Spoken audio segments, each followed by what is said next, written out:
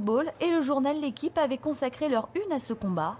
Olivier Giroud et Antoine Griezmann, quant à eux, sont allés plus loin en posant et en répondant aux questions du trimestriel Têtu. Et Bertrand Lambert, président de l'association Panam Boys et Girls United, est avec nous ce soir. Bonsoir Bertrand. Bonsoir. On l'a vu donc dans le sujet, vous invitez les joueurs des Ligue 1 et 2 à porter ce week-end le drapeau LGBT au dos donc de leur maillot. Alors, comment vous est venue cette idée puisque vous êtes à l'initiative de cet événement ? Ça fait plusieurs années qu'on travaille avec la Ligue de foot. Ça avait commencé en 2013. On avait commencé par des lacets arc-en-ciel sur les chaussures lors des matchs. C'était trop discret, c'était trop petit. Et il y a 2 ans, on avait réussi à mettre des brassards arc-en-ciel sur les capitaines et les coachs. Et cette fois-ci, on passe à l'étape supérieure. Comme ça sera bien visible. Vous voyez, le maillot Là, on peut pas le rater. aura Laurent Koscielny, le Bordelais, ce dimanche. Et tous les joueurs de Ligue 1, et cette fois-ci, c'est une démarche collective. C'est tous les clubs qui, ensemble, vont porter ce message. Et vous avez parlé du clip il y a un instant. C'est la première fois qu'on a 32 joueurs professionnels qui portent aussi ce message pour plus d'ouverture d'esprit, plus de tolérance et mettre fin à ce tabou de l'homosexualité dans le foot qui est systémique dans ce sport qui est très en retard par rapport à l'évolution de la société. On va y revenir évidemment Bertrand dans un instant, mais avant, est-ce que vous avez essuyé des refus de la part de certains clubs ? Pour le moment, non. Mais on aura la surprise ce week-end. Normalement, ils se sont tous engagés à le faire. Ça avait été le cas également il y a 2 ans et certains clubs, finalement, n'avaient pas porté les brassards. Alors, on n'oblige personne à le faire. Mais voilà, il faut rappeler quand même que l'homophobie n'est pas une opinion, mais un délit et que le vivre ensemble est bénéfique à tout le monde et qu'un foot plus inclusif est bénéfique à tout le monde. Donc voilà, il faut aller dans cette direction-là. Il faut aider un joueur plus tard, peut-être, à faire son coming out, ce qui permettrait de faire tomber un certain nombre de préjugés et de clichés.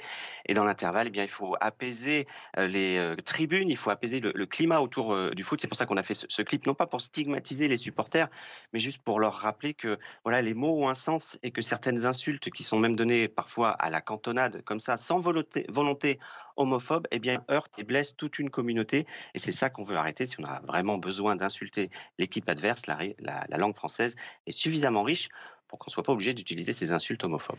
On est bien d'accord.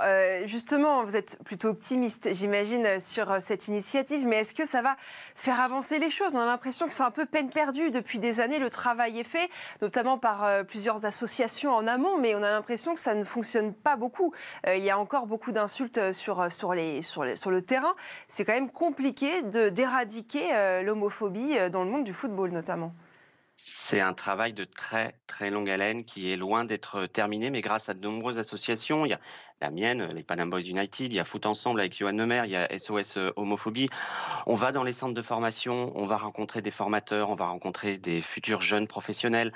On a rencontré aussi, avant la pandémie, des supporters pour commencer à s'expliquer, à essayer de discuter pour faire avancer ensemble cette cause qui est une cause juste. La lutte contre les discriminations, elle doit concerner tout le monde et un foot inclusif, c'est quelque chose de mieux pour tout le monde, je le répète. Mais évidemment, le combat, il est loin d'être gagné. Le témoignage récent de Wissam Belkacem est vraiment poignant. Lui-même a dû mettre fin à sa carrière parce qu'il n'arrivait plus à vivre cette obligation de se créer une double vie, en fait, pour être tranquille, alors qu'il se sentait homosexuel et il s'imaginait des filles et des petites copines pour être tranquille et essayer de vivre sa passion. Ça, c'est évidemment plus possible.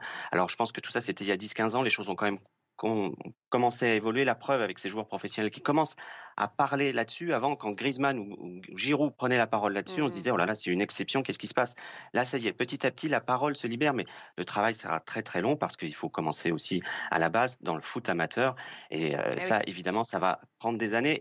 Et tant que, pardon, mais tant que le président de la Fédération française de football ne verra ni racisme ni homophobie dans le foot, eh bien, on aura encore plus de mal à faire avancer notre combat. Merci beaucoup Bertrand Lambert, je le rappelle, président des Panam Boys et Girls United. Merci d'avoir été avec nous, d'avoir réagi sur notre antenne.